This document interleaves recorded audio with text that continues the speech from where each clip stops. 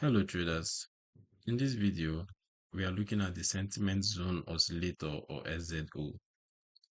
This dynamic sentiment indicator is designed to identify extreme overbought and oversold market conditions using multiple moving averages, helping you spot potential reversal areas in different market environments. At this point, I'll load the indicator on the chart so you can see how it looks in real time. Alright. The sentiment zone oscillator appears in a separate sub-window as a red line and a green line moving within a dynamic channel defined by blue boundaries and a dotted horizontal reference line. When the red line pushes into or beyond the upper blue zone, it visually signals strong bullish sentiment and a potentially overbought environment. When it moves into or below the lower blue zone, it reflects strong bearish sentiment and a potentially oversold environment.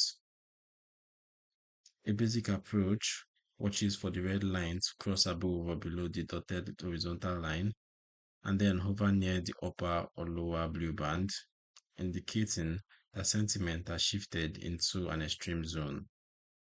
The relationship between the green and red lines add another layer. Long bias when the green line is above the red, and short bias when the red is above the green, visually mapping sentiment direction and potential reversals. Let's take a look at the settings, the inputs. So basically we have the ESO period, the mode, the bulls, and then the bears. You can also customize our line colors. So it's fitting perfectly with our MT4 chart theme. So who is this indicator for?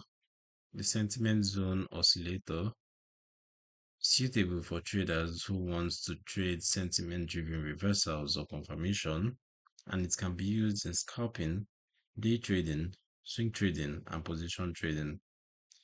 It is a technical sentiment-based indicator only.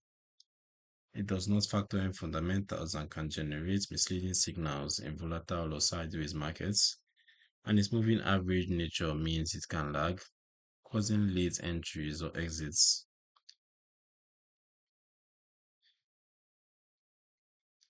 You can use SZO alongside overall trend analysis, practicing on a demo account first, and combining it with other confirmation tools and risk management rather than relying on it alone.